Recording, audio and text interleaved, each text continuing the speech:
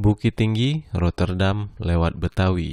Untuk negeriku, sebuah autobiografi Muhammad Hatta. Bab 3, melanjutkan sekolah ke Betawi. Bagian ke-7. JSB memilih pengurus baru. Pada suatu hari Sabtu minggu pertama bulan Desember 1919, sebagai biasa aku pergi ke gedung penginapan Stovia menjemput Bahdar Johan. Waktu kami akan pergi berjalan-jalan, kami bertemu di gang dengan Amir dan Marzuki. Amir berkata, akhir bulan ini sesudah hari Natal kita akan mengadakan rapat tahunan Jong Sumatera Nenbon dan akan memilih pengurus besar baru. Tengku Mansur dan Marzuki tidak lama lagi akan menjadi Indis Arts dan akan meninggalkan JSB. Dalam rapat pengurus besar yang lalu, Amir dicalonkan untuk menggantikan Tengku Mansur. Bahdar Johan akan menggantikan Anas dan aku sebagai sekretaris. Di masa yang akan datang, sekretaris barangkali hanya satu orang saja. Engkau Hatta, engkau akan menggantikan Marzuki sebagai bendahari. Kerjamu akan berat sebab hutang kita sama Drukeres Evolute sebanyak hampir 1.000. Lanjumin Datuk Temanggung yang punya percetakan tidak mau mencetak Jong Sumatera apabila tidak dibayar kontan. Aku katakan, baiklah, aku akan menjadi bendahari.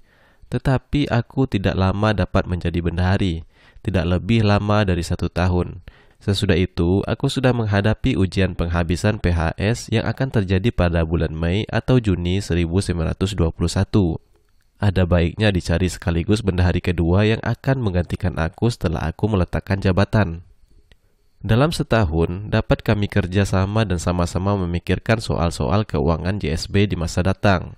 Marzuki berkata, apa tidak lebih baik dipilih sebagai bendahari kedua saudara Jalil, adiknya Nazif, yang di waktu itu duduk di kelas 3 PHS. Jadinya satu calon yang baik yang seperti aku terdidik dalam hal administrasi dan pembukuan. Aku jawab, memang Jalil, ia aktif sekali sebagai anggota pengurus JSB cabang Batavia. Untuk menjadi bendahari kedua yang akan dipilih penghabisan bulat itu sebagai pembantuku, aku usulkan diambil dari sekolah lain, misalnya dari HBS, atau Receh School. Amir mengatakan, ia kenal seorang pemuda dari Receh School yang aktif dalam perkumpulan, yaitu Burhanuddin, asalnya dari Tapanuli Selatan.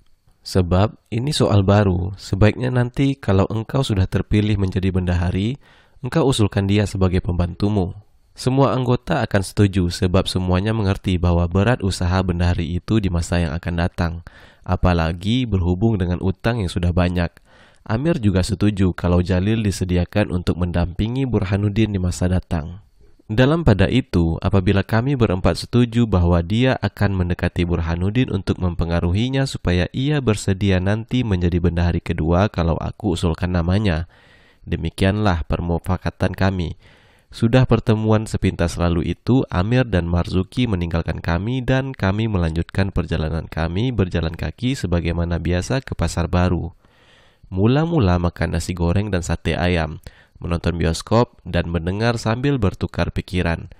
Sekali ini, soal pertama yang akan kami perbincangkan ialah soal kerjasama dalam pengurus besar JSB, memperkuat keuangan supaya majalah Jong Sumatera tetap terbit pada permulaan tiap bulan dan utang JSB lekas dilunaskan. Dalam perbincangan kami malam itu, juga hal-hal lain yang dibicarakan sebab kami berdua banyak mempunyai cita-cita. Dekat pada akhir Desember 1919 berlangsunglah Kongres JSB kedua. Sebagaimana biasa diadakan di Gedung Loge, Lapangan Banteng sekarang. Sekarang gedung itu namanya Kimia Farma. Tengku Mansur membuka kongres itu dengan pidato yang menarik.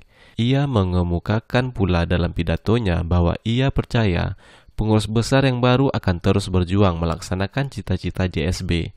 Ia menyemangati pula dengan kata-kata yang bagus bahwa pengurus besar yang baru akan tetap mengatasi kesulitan-kesulitan yang dihadapi oleh pengurus besar yang lama. Apalagi, pengurus besar yang baru dipimpin oleh Amir yang giat bekerja dan telah banyak mendapat pengalaman sejak JSB didirikan pada tanggal 8 Desember 1917. Setelah pengurus baru terpilih, aku usulkan supaya Burhanuddin dari Receh School dipilih menjadi bendahari 2. Semua hadirin menyatakan setuju, sehingga tidak perlu lagi diadakan pemungutan suara. Di antara donatur yang bicara dengan memberikan anjuran dan nasihat, ialah Peter van Rijkersvoort dan Insinyur Fournier. Dalam pidatonya, Insinyur Fournier menganjurkan supaya JSB giat bekerja dengan Jong Java untuk mencapai terbentuknya Jong Indi, sebagaimana gerakan pemuda di India sudah dapat mendirikan Young India. Pengurus besar JSB mengadakan rapatnya yang pertama dalam bulan Januari 1920. Rapat bermula dengan mengambil alih tugas dari pengurus besar lama dengan tidak sebanyak seremoni. Di antara pengurus besar baru diadakan pembagian pekerjaan. Mereka yang menjabat sebagai komisaris diberi tugas meringankan pekerjaan ketua, sekretaris, dan bendahari. Di sekolah masing-masing, mereka sewaktu-waktu mengadakan pertemuan dan membantu memungut uang kontribusi. Setiap permulaan bulan pada hari yang tertentu, mereka menyetor iuran yang sudah ditagih itu kepada bendahari. Bendahari langsung memungut uang donasi dan uang langganan Yong Sumatera dari yang bersangkutan dengan mengirimkan formulir wesel pos belangko kepada mereka dengan mengisi sekaligus jumlah yang harus mereka bayar. Inilah yang menjadi sebab cepatnya masuk uang tagihan ke kas JBS. Waktu aku meletakkan jabatan bendahari pada akhir tahun 1920, kas yang bermula dengan defisit dan utang lebih kurang 800 berbalik menjadi saldo kira-kira 1,5 kali. Dalam tulisannya dalam buku Bung Hatta Mengabdi kepada Cita-Cita Perjuangan Bangsa yang diterbitkan oleh kawan-kawan lama waktu aku mencapai umur 70 tahun, Bahdar Johan menulis antara lain, antara Amir, ketua dari perhimpunan itu, dan seorang manusia perasaan yang nantinya akan menjadi seorang dokter ahli penyakit jiwa, dengan Hatta, bendahari, dan seorang manusia perbuatan yang kemudian menjelma menjadi seorang ahli ekonomi, sering terjadi pertentangan mengenai tindakan-tindakan yang harus diambil untuk kepentingan perhimpunan. Satu keputusan yang dijalankan oleh Bendahari Hatta di bidang penerbitan keuangan yang menggoncangkan masyarakat di waktu itu ialah menyiarkan satu daftar hitam dari mereka yang sesudah waktu tertentu tidak memenuhi kewajibannya sebagai anggota penderma. Daftar itu banyak memuat nama-nama orang yang terkemuka dan terhormat. Itu terjadi karena di waktu itu aku giat sekali untuk melaksanakan organisasi yang teratur, cepat, tepat, dan teratur. Itulah warisan yang kubawa dari PHS. Berbuat karena Allah yang menjadi dasar didikanku dari rumah juga membentuk aku sebagaimana aku dalam pelajaran, pendidikan, dan perjuangan untuk bangsa dan negara selama hidupku. Carilah kebenaran, tuntutlah kebenaran, dan laksanakanlah kebenaran itu dalam masyarakat. Senantiasa menjadi peganganku dalam segala tindakan.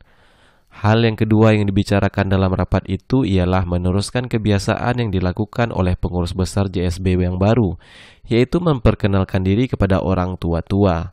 Tidak semua orang tua-tua yang ada di Betawi dikunjungi oleh pengurus besar baru, dipilih orang-orang yang terkemuka saja. Sebenarnya, hal itu belum dapat disebut meneruskan kebiasaan.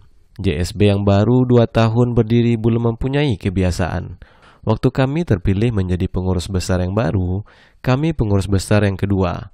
Tetapi, waktu pengurus besar pertama cukup umurnya 1 tahun, beberapa orang di antara mereka, kalau aku tidak salah, Anas, Amir, Marzuki, dan Munir Nasution, mengunjungi beberapa pemimpin dan orang yang terkemuka di Sumatera untuk memperingatkan kembali tujuan mereka sebagai pemuda Sumatera.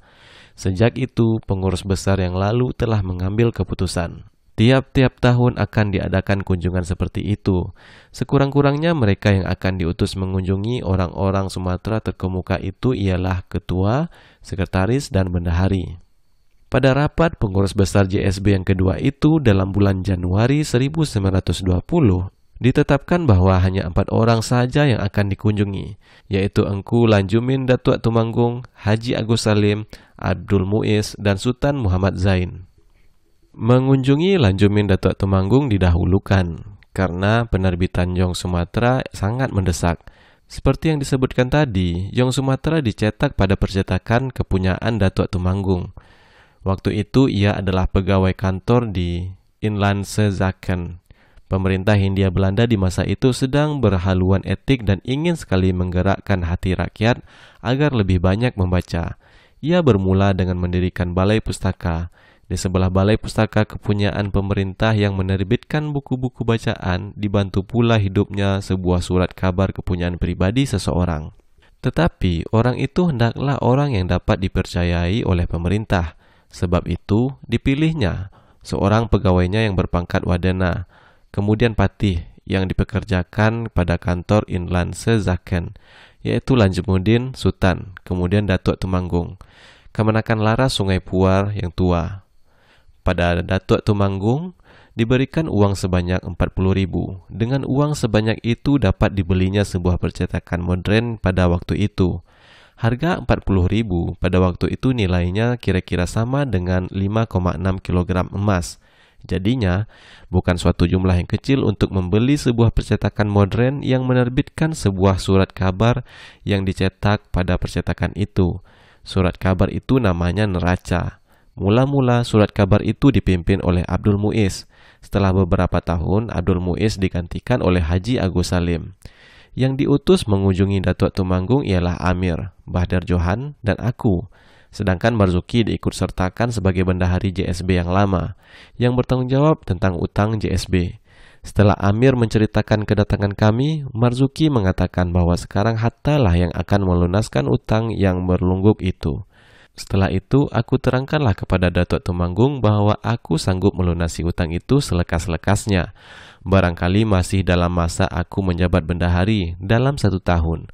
Kuceritakan cara aku membesarkan keuangan JSB seperti telah disetujui oleh pengurus besar baru. Datuk Temanggung rupanya percaya aku akan berhasil. Ia setuju utang itu dicicil membayarnya, sedangkan Jong Sumatera yang akan terbit tiap-tiap bulan selalu akan dibayar kontan setelah terbit. Setelah selesai perjanjian itu, Amirlah yang banyak bicara. Kami semua mendengarkan saja.